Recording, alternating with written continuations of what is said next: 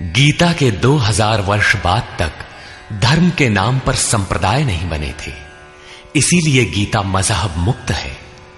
उस समय विश्व मनीषा में एक ही शास्त्र गूंज रहा था, उपनिषद सार गीता, मोक्ष और समृद्धि का स्रोत गीता।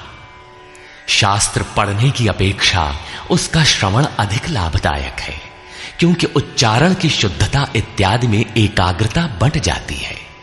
इसीलिए सरल भाषा में रूपांतरित यथार्थ गीता की ये कैसेट आपकी सेवा में प्रस्तुत है।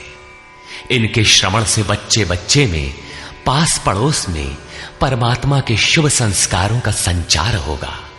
आपके घर आंगन का वायुमंडल भी तपोभूमि सा सुरभित हो उठेगा।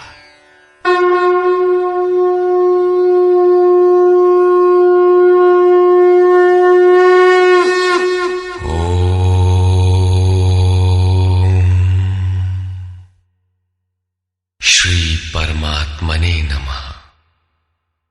यथार्थ गीता, श्रीमद् भगवत गीता, अथाष्टमो अध्याय। 7वें अध्याय के अंत में योगेश्वर श्री कृष्ण ने कहा कि पुण्य कर्म अर्थात नियत कर्म आराधना को करने वाले योगी संपूर्ण पापों से छूटकर उस व्याप्त ब्रह्म को जानते हैं। अर्थात कर्म कोई ऐसी वस्तु है जो व्याप्त ब्रह्म की जानकारी दिलाता है। उस कर्म को करने वाले व्याप्त ब्रह्म को, संपूर्ण कर्म को, संपूर्ण अध्यात्म को, संपूर्ण अधिदैव, अधिभूत और अधियज्ञ सहित मुझको जानते हैं। अतः कर्म कोई ऐसी वस्तु है जो इन सब से परिचित कराती है। वे अंतकाल में भी मुझको ही जानते हैं। उनकी जानकारी कभी विस्मृत नहीं होती। इस पर अर्जुन ने इस अध्याय के प्रारंभ में ही उन्हीं शब्दों को दोहराते हुए प्रश्न रखा। अर्जुन उवाच।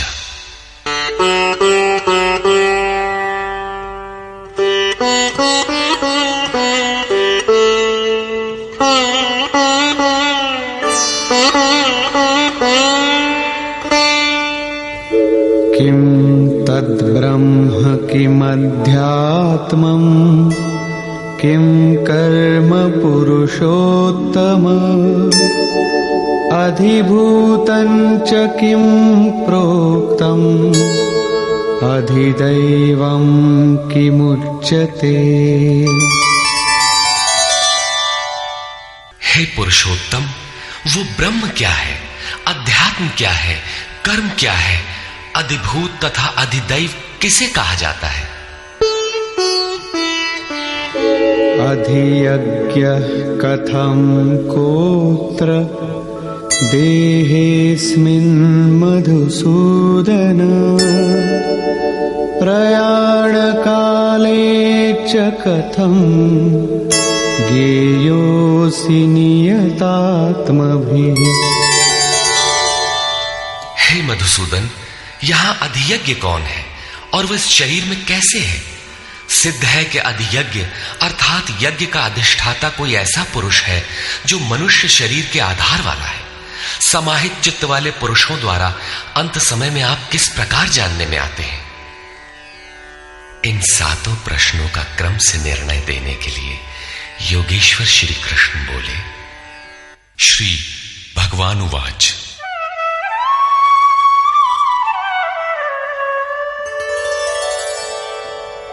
अक्षरं ब्रह्म परमं स्वभावोऽध्यात्ममुच्यते भूतभावोद्भवकरो विसर्गः कर्म संज्ञितः।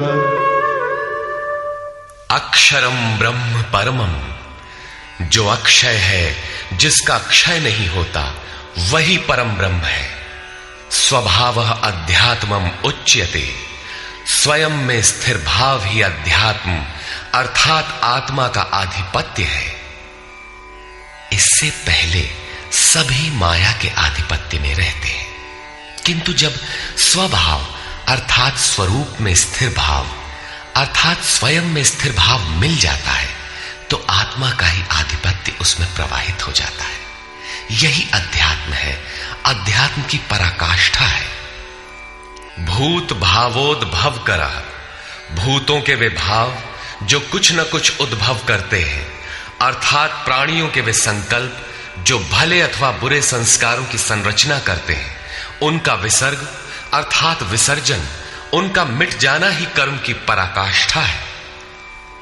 यही संपूर्ण कर्म है जिसके लिए योगेश्वर ने कहा था, वो संपूर्ण कर्म को जानता है। वहां कर्म पूर्ण है, आगे आवश्यकता नहीं है। नियत कर्म, इस अवस्था में जबकि भूतों के वे भाव जो कुछ न कुछ रचते हैं, भले अथवा बुरे संस्कार संग्रह करते हैं, बनाते हैं, वे जब सर्वथा शांत हो जाएं, यही कर्म की संपूर्णता है। इसके आगे कर्म करने की आवश्यकता नहीं रह जाती। अतः कर्म कोई ऐसी वस्तु है जो भूतों के संपूर्ण संकल्पों को, जिनसे कुछ न कुछ संस्कार बनते हैं, उनका शमन कर देती है। कर्म का अर्थ है आराधना, चिंतन, जो यज्ञ में है। अधिभूतं क्षरो भावः पुरुषश्चाधिदैवतम् अधियज्ञोऽहमेवात्र देहे देहभृतां वर। जब तक अक्षय भाव नहीं मिलता तब तक नष्ट होने वाले संपूर्ण क्षर भाव अधिभूत अर्थात भूतों के अधिष्ठान है। वही भूतों की उत्पत्ति के कारण है। पुरुषः च अधिदैवतम, और प्रकृति से परे जो परम पुरुष है वही अधिदैव अर्थात संपूर्ण देवों, दैवी संपद का अधिष्ठाता है। दैवी संपद उसी परम देव में विलय हो जाती है। देहधारियों में श्रेष्ठ अर्जुन, इस मनुष्य तन में मैं ही अधियज्ञ अर्थात यज्ञों का अधिष्ठाता हूं। अतः इसी शरीर में अव्यक्त स्वरूप में स्थित महापुरुष ही अधियज्ञ है। योगेश्वर श्री कृष्ण एक योगी थे जो संपूर्ण यज्ञों का भोक्ता है। अंत में यज्ञ उसमें प्रवेश पा जाते हैं, वही परम स्वरूप मिल जाता है। इस प्रकार अर्जुन के 6 प्रश्नों का समाधान हुआ। अब अंतिम प्रश्न कि अंत काल में कैसे आप जानने में आते हैं जो कभी विस्मृत नहीं होते।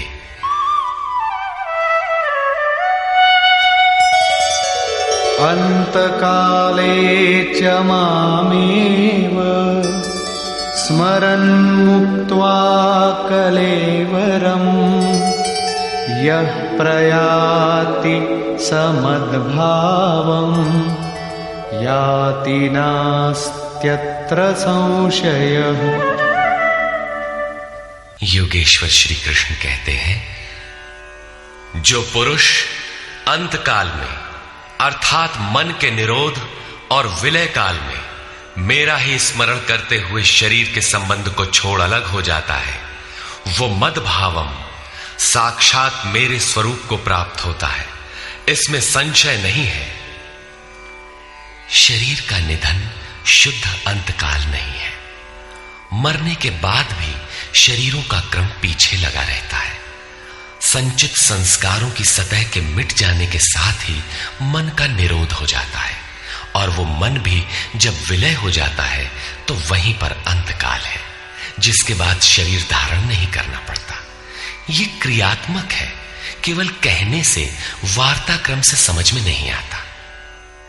जब तक वस्त्रों की तरह शरीर का परिवर्तन हो रहा है तब तक शरीरों का अंत कहां हुआ। मन के निरोध और निरुद्ध मन के भी विलय काल में जीते जी शरीर के संबंधों का विच्छेद हो जाता है। यदि मरने के बाद ही यह स्थिति मिलती तो श्री कृष्ण भी पूर्ण नहीं होते। उन्होंने कहा कि अनेक जन्म के अभ्यास से प्राप्ति वाला ज्ञानी साक्षात मेरा स्वरूप है। मैं वह हूं और वह मुझ में है। लेश मात्र भी उसमें और मुझ में अंतर नहीं है। यह जीते जी प्राप्ति है। जब फिर कभी शरीर न मिले वही शरीरों का अंत है।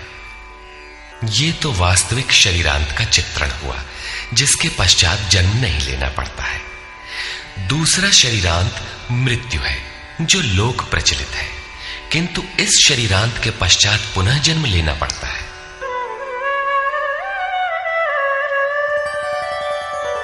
यं यं वापि स्मरन् भावं त्यजत्यन्ते कलेवरम् तं तमेवैति कौन्तेय सदा तद्भाव भावितः। कौन्तेय, मृत्यु के समय मनुष्य जिस भी भाव को स्मरण करता हुआ शरीर को त्यागता है, उसको ही प्राप्त होता है। तब तो बड़ा सस्ता सौदा है। आजीवन मौज करें, मरने लगे तो भगवान का स्मरण कर लेंगे। किंतु श्री कृष्ण कहते हैं ऐसा होता नहीं। सदा तद्भाव भावितः, उस ही भाव का चिंतन कर पाता है जैसा जीवन भर किया है। वही विचार बरबस आ जाता है जिसका जीवन भर अभ्यास किया गया है, अन्यथा नहीं हो पाता। तस्मात् सर्वेषु कालेषु मामनुस्मर युध्य च मय्यर्पितमनो बुद्धिः मामे वैश्यस्य संशयम्। इसलिए अर्जुन, तू हर समय मेरा स्मरण कर और युद्ध कर। मुझ में अर्पित मन और बुद्धि से युक्त होकर तू निसंदेह मुझे ही प्राप्त होगा। निरंतर चिंतन और युद्ध एक साथ कैसे संभव है? हो सकता है कि निरंतर चिंतन और युद्ध का यही स्वरूप हो कि जय कन्हैया लाल की, जय भगवान की कहते रहें और बाण चलाते रहें। किंतु स्मरण का स्वरूप अगले श्लोक में स्पष्ट करते हुए योगेश्वर कहते हैं,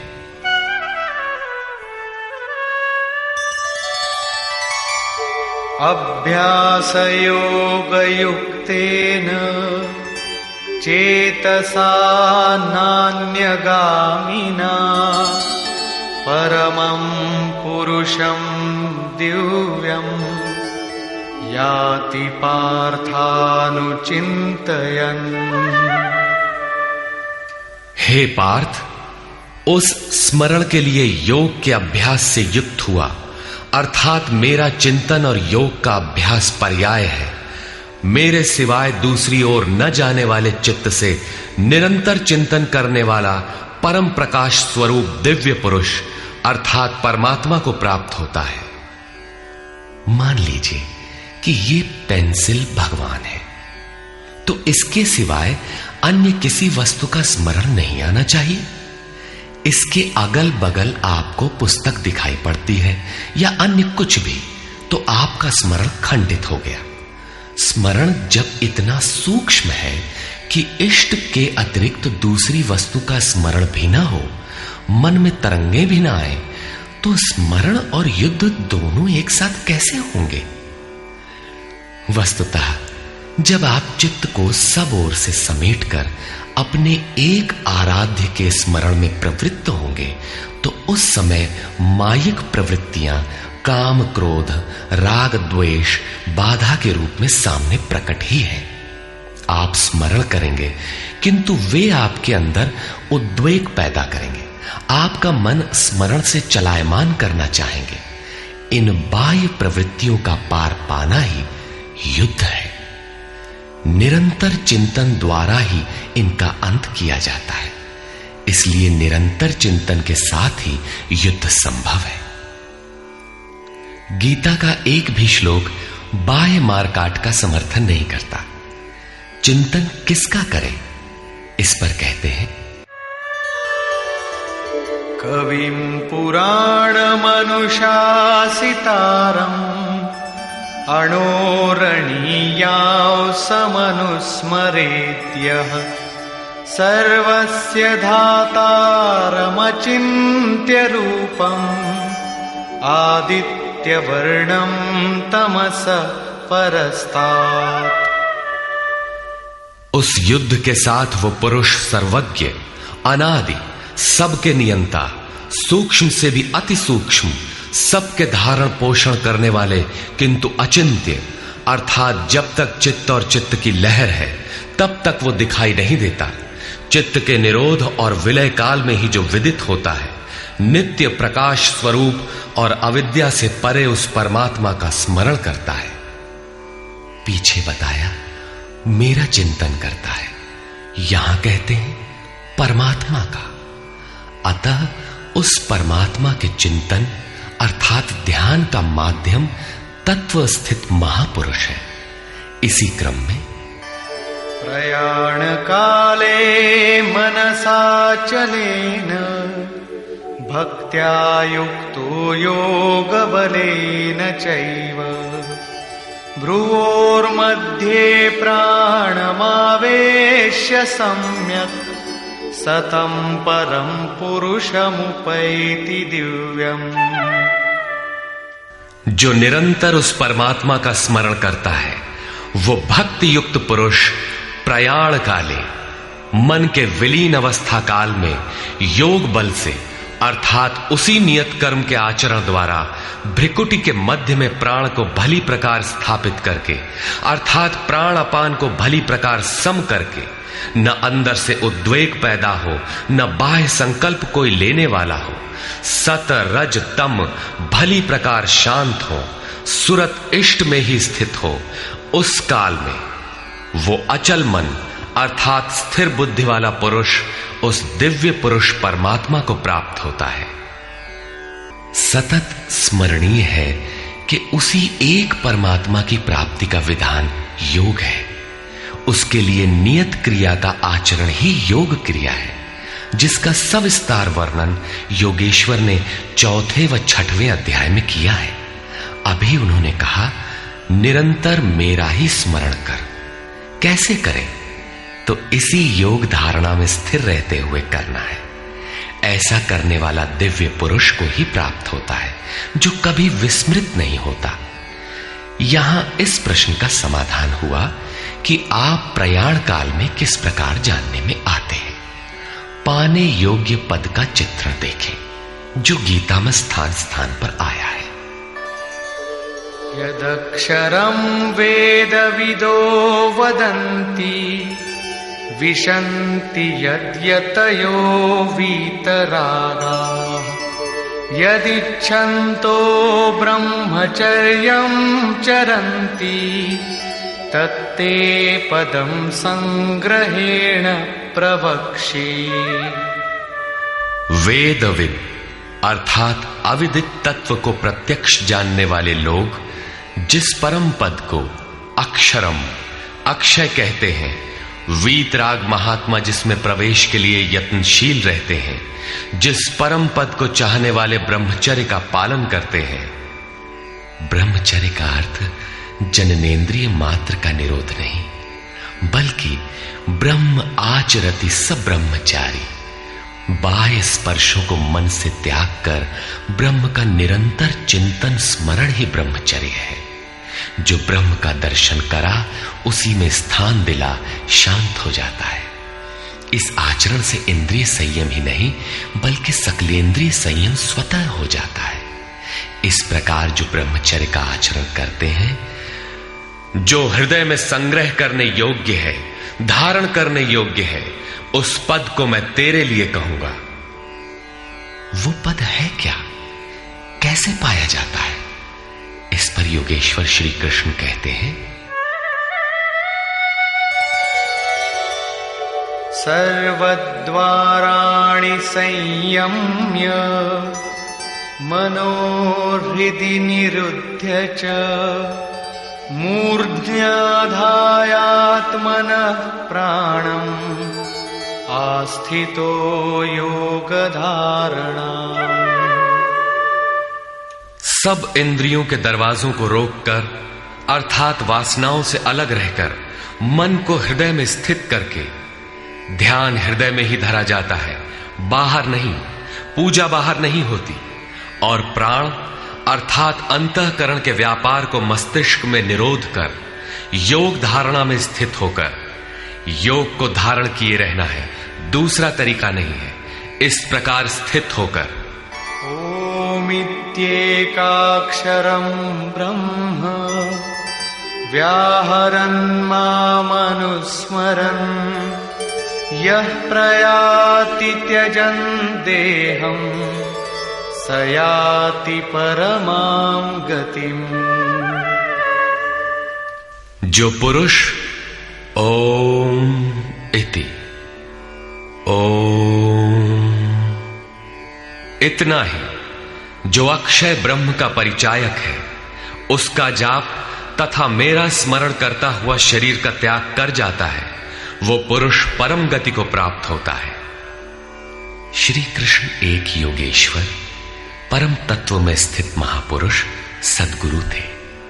योगेश्वर श्री कृष्ण ने बताया कि ओम अक्षय ब्रह्म का परिचायक है, तू उसका जप कर और ध्यान मेरा कर। प्राप्ति के हर महापुरुष का नाम वही होता है जिसे वो प्राप्त है, इसलिए नाम ओम का बताया और रूप अपना। योगेश्वर ने कृष्ण कृष्ण जपने का निर्देश नहीं दिया। कालांतर में भावुकों ने उनका भी नाम जपना आरंभ कर दिया और अपनी श्रद्धा के अनुसार उसका फल भी पाते हैं। जैसा कि मनुष्य की श्रद्धा जहां टिक जाती है वहां मैं ही उसकी श्रद्धा को पुष्ट करता तथा मैं ही फल का विधान भी करता हूं। श्री कृष्ण ओम पर बल देते हैं। ओहम स ओम अर्थात वो सत्ता मेरे भीतर है। ये ओम भी उस परम सत्ता का परिचय देकर शांत हो जाता है। वास्तव में उस प्रभु के अनंत नाम है, किंतु जप के लिए वही नाम सार्थक है जो छोटा हो, श्वास में ढल जाए और एक परमात्मा का ही बोध कराता हो। उससे भिन्न अनेक देवी देवताओं की अविवेकपूर्ण कल्पना में उलझाकर लक्ष्य से दृष्टि न हटा दे। प्रारंभिक साधक नाम तो जपते हैं, किंतु महापुरुष के स्वरूप का ध्यान करने में हिचकते हैं। वे अपनी अर्जित मान्यताओं का पूर्वाग्रह छोड़ नहीं पाते। वे किसी अन्य देवता का ध्यान करते हैं जिसका योगेश्वर श्री कृष्ण ने निषेध किया है। अतः पूर्ण समर्पण के साथ किसी अनुभवी महापुरुष की शरण लें। पुण्य पुरुषार्थ सबल होते ही कुतर्कों का शमन और यथार्थ क्रिया में प्रवेश मिल जाएगा।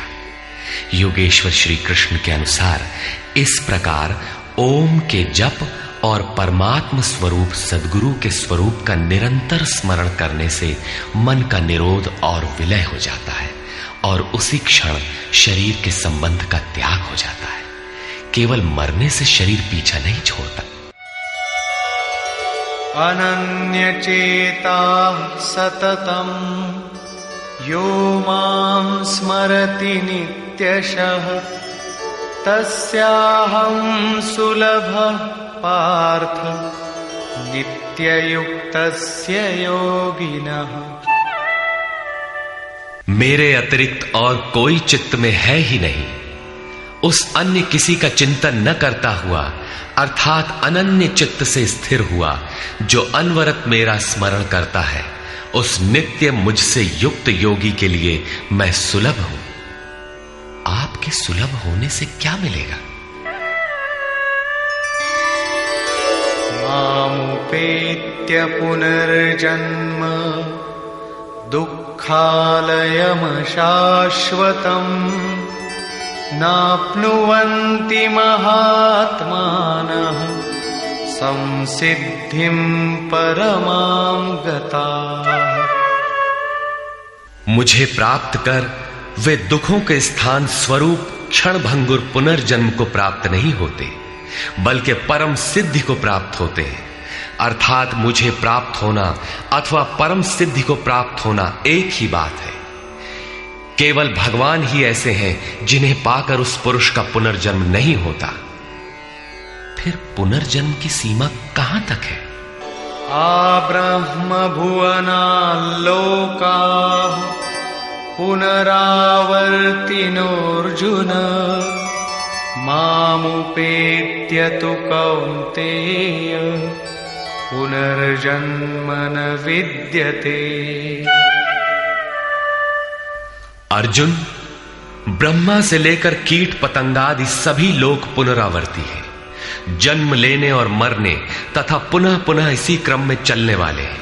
किंतु कौन्तेय, मुझे प्राप्त होकर उस पुरुष का पुनर्जन्म नहीं होता। धर्म ग्रंथों में लोक लोकांतरों की परिकल्पना ईश्वर पद की विभूतियों को बोध कराने के आंतरिक अनुभव या रूपक मात्र है। अंतरिक्ष में न तो कोई ऐसा गड्ढा है जहां कीड़े काटते हों, और न ऐसे महल जिसे स्वर्ग कहा जाता हो। दैवी संपत्ति से युक्त पुरुष देवता और आसुरी संपत्ति से युक्त मनुष्य ही असुर है। श्री कृष्ण के ही सगे संबंधी कंस राक्षस और बाणासुर दैत्य थे।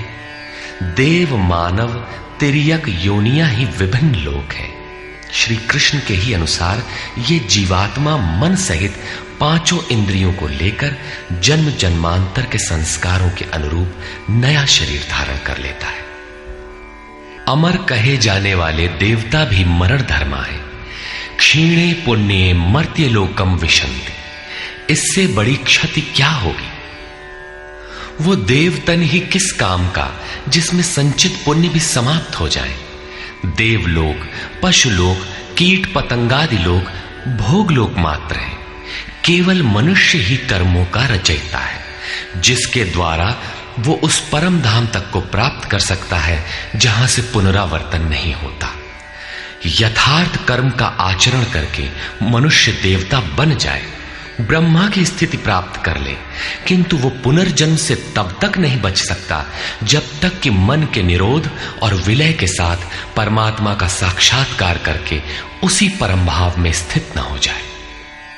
उसका पुनर्जन्म नहीं होना है, किंतु इस अव्यक्त स्थिति से पूर्व जब तक उसके पास अपनी बुद्धि है, जब तक वो ब्रह्मा है, वो पुनर्जन्म की परिधि में ही है। इन्हीं तथ्यों पर प्रकाश डालते हुए योगेश्वर श्री कृष्ण कहते हैं,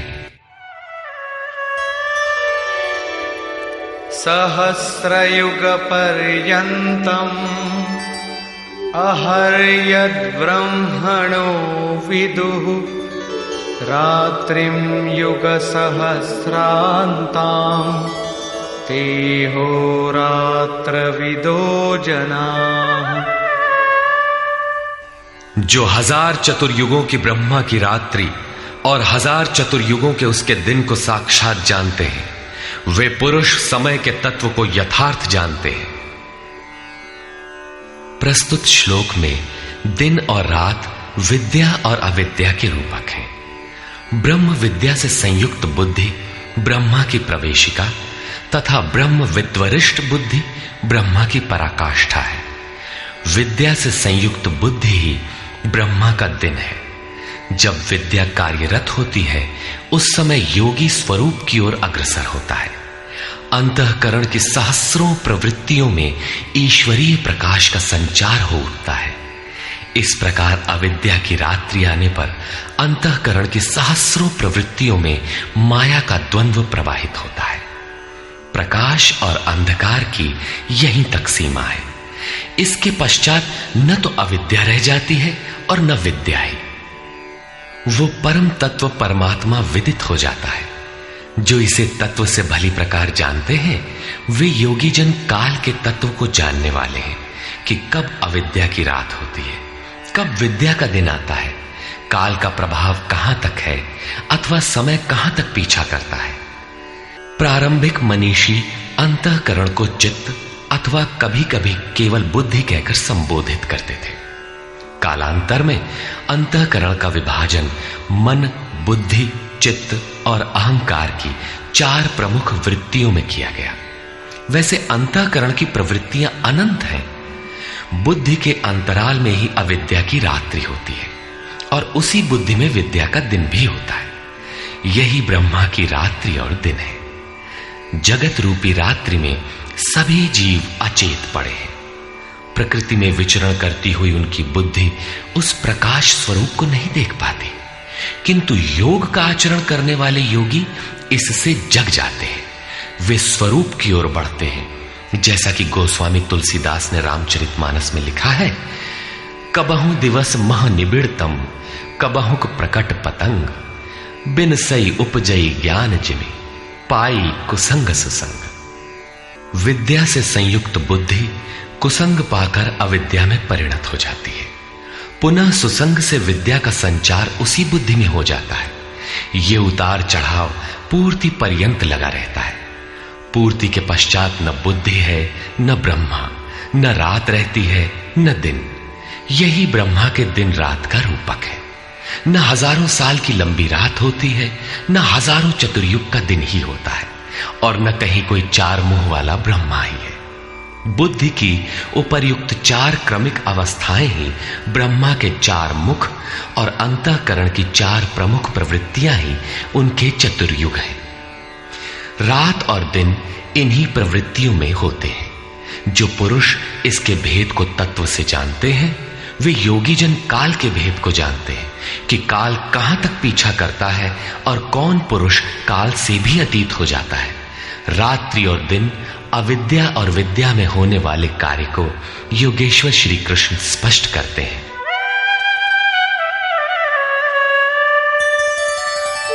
अव्यक्ताद्व्यक्तयः सर्वाः प्रभवन्त्यः रागमे, रात्र्यागमे प्रलीयन्ते, तत्रैवाव्यक्त संज्ञके। ब्रह्मा के दिन के प्रवेश काल में अर्थात विद्या, दैवी संपत्ति के प्रवेश काल में संपूर्ण प्राणी अव्यक्त बुद्धि में जागृत हो जाते हैं, और रात्रि के प्रवेश काल में उसी अव्यक्त अदृश्य बुद्धि में जागृति के सूक्ष्म तत्व अचेत हो जाते हैं। वे प्राणी अविद्या की रात्रि में स्वरूप को स्पष्ट देख नहीं पाते, किंतु उनका अस्तित्व रहता है। जागृत होने और अचेत होने का माध्यम यह बुद्धि है, जो सब में अव्यक्त रहती है, दृष्टिगोचर नहीं है। भूतग्रामः स एवायम्, भूत्वा भूत्वा प्रलीयते, रात्र्यागमे वशः पार्थ, प्रभवत्यः रागमे। हे पार्थ, सब प्राणी इस प्रकार जागृत होकर, प्रकृति से विवश होकर अविद्या रूपी रात्रि के आने पर अचेत हो जाते हैं। वे नहीं देख पाते कि हमारा लक्ष्य क्या है। दिन के प्रवेश काल में वे पुनः जागृत हो जाते हैं। जब तक बुद्धि है तब तक इसके अंतराल में विद्या और अविद्या का क्रम चलता रहता है, तब तक वो साधक ही है। परस्तस्मात्तु भावोऽन्यो, व्यक्तो व्यक्तात् सनातनः, यः सः सर्वेषु भूतेषु नश्यत्सु न विनश्यति। एक तो ब्रह्मा अर्थात बुद्धि अव्यक्त है, इंद्रियों से दिखाई नहीं पड़ती, और इससे भी परे सनातन अव्यक्त भाव है, जो भूतों के नष्ट होने पर भी नष्ट नहीं होता। अर्थात विद्या में सचेत और अविद्या में अचेत, दिन में उत्पन्न और रात्रि में विलीन भावों वाले अव्यक्त ब्रह्मा के भी मिट जाने पर वो सनातन अव्यक्त भाव मिलता है, जो नष्ट नहीं होता। बुद्धि में होने वाले उक्त दोनों उतार चढ़ाव जब मिट जाते हैं, तब सनातन अव्यक्त भाव मिलता है, जो मेरा परम धाम है। जब सनातन अव्यक्त भाव प्राप्त हो गया तो बुद्धि भी उसी भाव में रंग जाती है, उसी भाव को धारण कर लेती है। इसलिए वो बुद्धि स्वयं तो मिट जाती है और उसके स्थान पर सनातन अव्यक्त भाव ही शेष बचता है।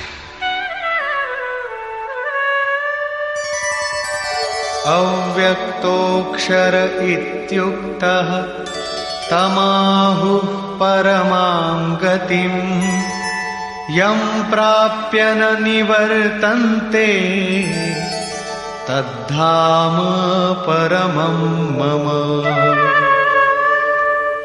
उस सनातन अव्यक्त भाव को अक्षर अर्थात अविनाशी कहा जाता है, उसी को परम गति कहते हैं।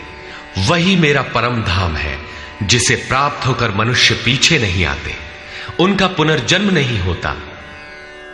इस सनातन अव्यक्त भाव की प्राप्ति का विधान बताते हैं।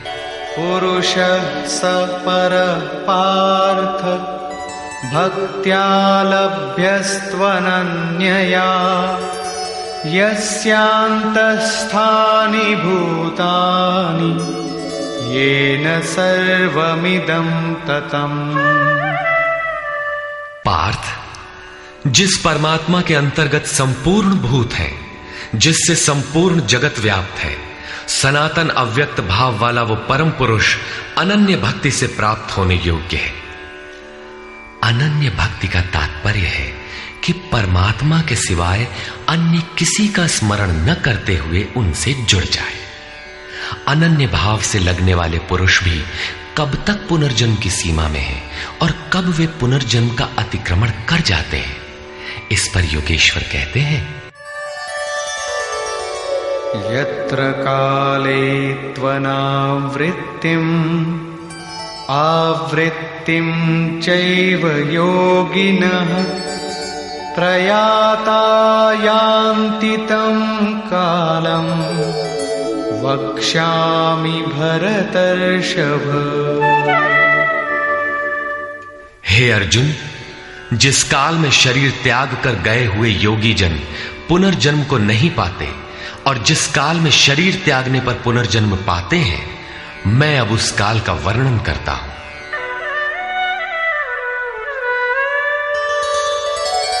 अग्निर्ज्योतिरः शुक्लः षण्मासा उत्तरायणम् तत्र प्रयाता गच्छन्ति ब्रह्मविदो जनाः। शरीर संबंध का त्याग करते समय जिसके समक्ष ज्योतिर्मय अग्नि चल रहा हो, दिन का प्रकाश फैला हो, सूर्य चमक रहा हो, शुक्ल पक्ष का चंद्र बढ़ रहा हो, उत्तरायण का निरभ्र और सुंदर आकाश हो, उस काल में प्रयाण करने वाले ब्रह्मवेत्ता योगी जन ब्रह्म को प्राप्त होते हैं।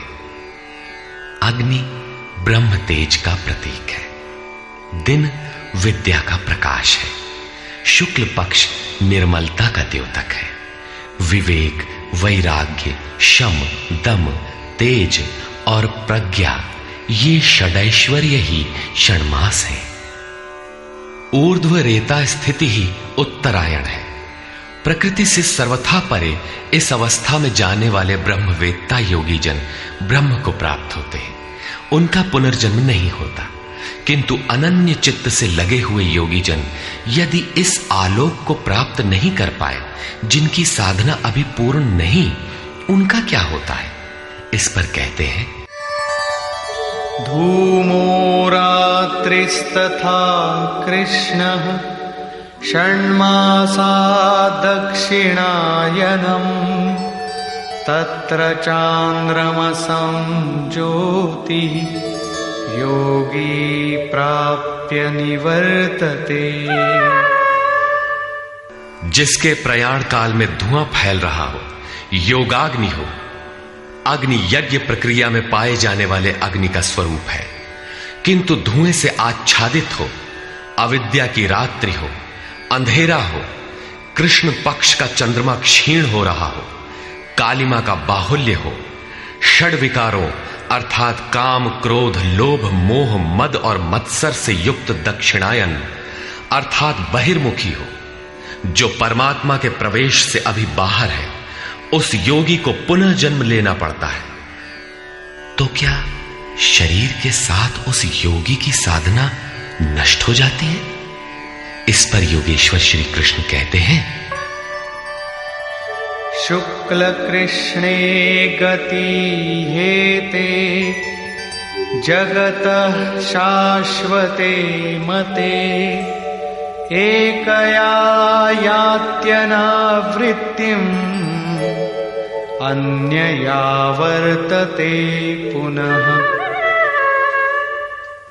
उपर्युक्त शुक्ल और कृष्ण दोनों प्रकार की गतियां जगत में शाश्वत हैं, अर्थात साधन का कभी विनाश नहीं होता। एक अर्थात शुक्ल अवस्था में प्रयाण करने वाला पीछे न आने वाली परम गति को प्राप्त होता है, और दूसरी अवस्था में जिसमें क्षीण प्रकाश तथा अभी कालिमा है, ऐसी अवस्था को गया हुआ पीछे लौटता है, जन्म लेता है। जब तक पूर्ण प्रकाश नहीं मिलता तब तक उसे भजन करना है। प्रश्न पूर्ण हुआ। अब इसके लिए साधन पर पुनः बल देते हैं।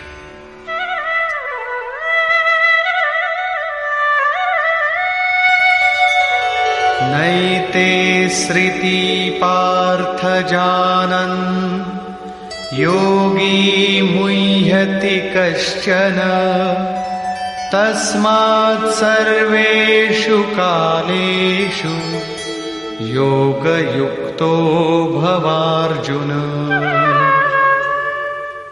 हे पार्थ, इस प्रकार इन मार्गों को जानकर कोई भी योगी मोहित नहीं होता।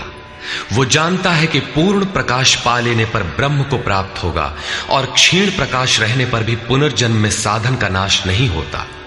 दोनों गतियां शाश्वत हैं।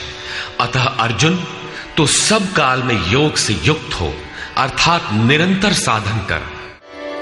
वेदेषु यज्ञेषु तपस्सु चैव दानेषु यत् पुण्यफलं प्रदिष्टम् अत्येति तत्सर्वमिदं विदित्वा योगी परं स्थानमुपैति चाद्यम्।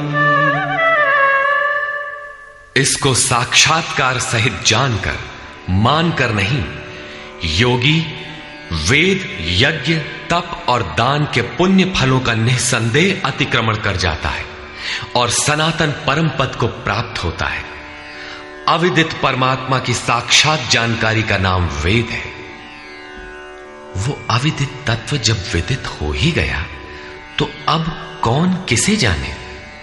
अतः विदित होने के पश्चात वेदों से भी प्रयोजन समाप्त हो जाता है, क्योंकि जानने वाला भिन्न नहीं है। यज्ञ अर्थात आराधना की नियत क्रिया आवश्यक थी, किंतु जब वो तत्व विदित हो गया तो किसके लिए भजन करें। मन सहित इंद्रियों को लक्ष्य के अनुरूप तपाना तप है। लक्ष्य प्राप्त होने पर किसके लिए तप करें। मन, वचन और कर्म से सर्वतोभावेन समर्पण का नाम दान है। इन सब का पुण्य फल है परमात्मा की प्राप्ति। फल भी अब विलग नहीं है, अतः इन सब की अब आवश्यकता न रही। वो योगी यज्ञ, तप, दान इत्यादि के फल को भी पार कर जाता है। वो परम पद को प्राप्त होता है।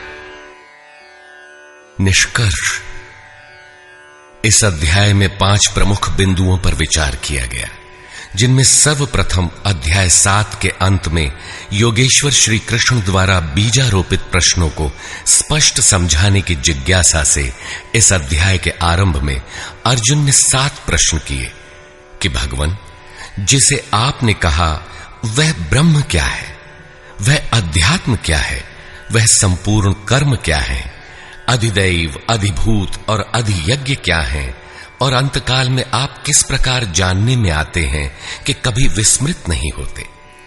योगेश्वर श्री कृष्ण ने बताया कि जिसका विनाश नहीं होता वही पर ब्रह्म है। स्वयं की उपलब्धि वाला परम भाव ही अध्यात्म है, जिससे जीव माया के आधिपत्य से निकलकर आत्मा के आधिपत्य में हो जाता है, वही अध्यात्म है। और भूतों के वे भाव जो शुभ अथवा अशुभ संस्कारों को उत्पन्न करते हैं, उन भावों का रुक जाना, विसर्ग, मिट जाना ही कर्म की संपूर्णता है।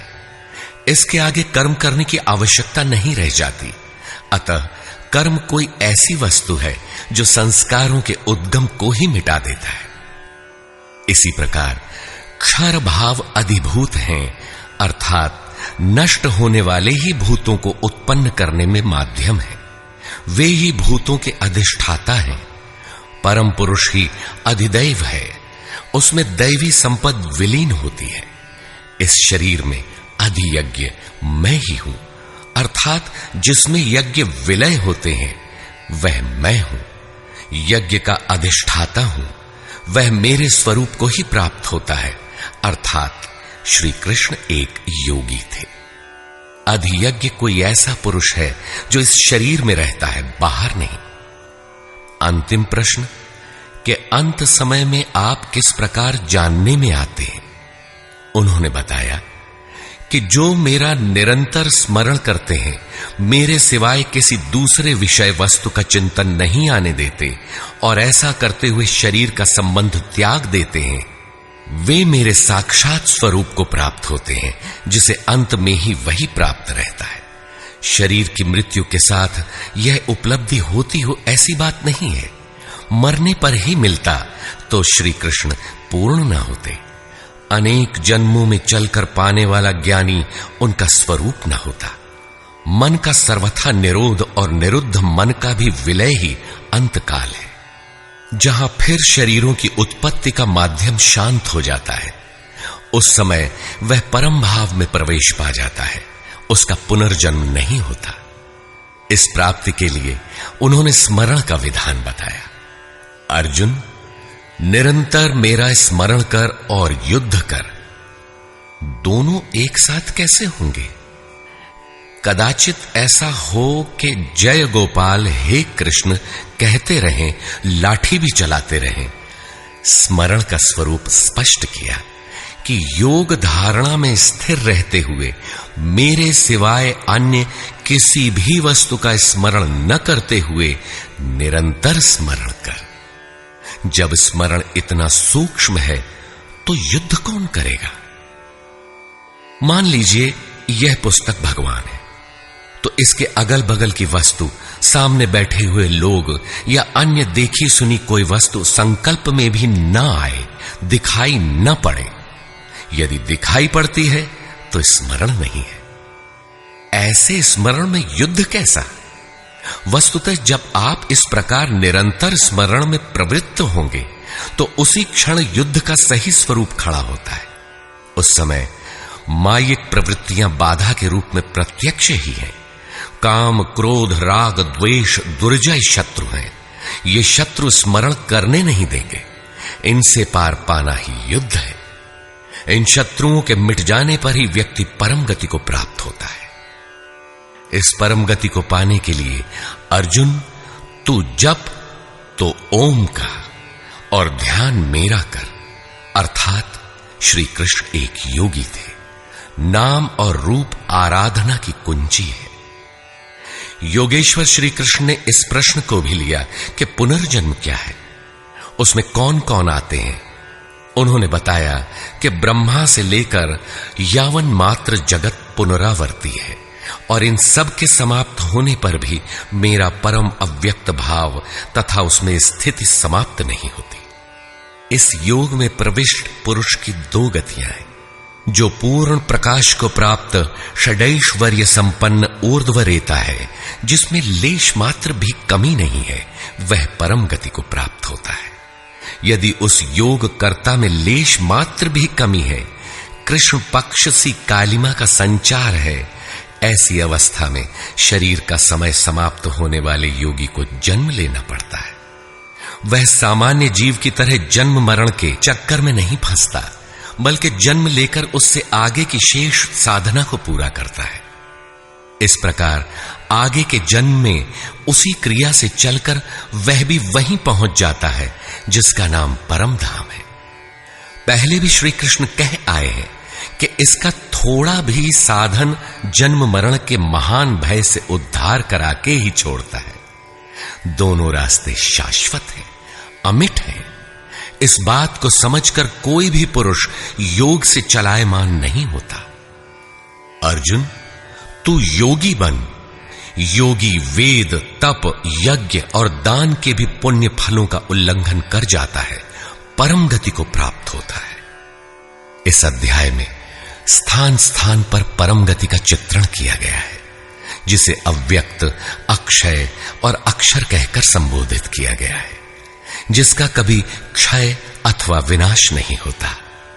अतः ओम तत्सदिति श्रीमद् भगवद गीता सूपनिषत्सु ब्रह्म विद्यायाम योग शास्त्रे श्री कृष्ण अर्जुन संवादे अक्षर ब्रह्म योगो नाम अष्टमोऽध्यायः।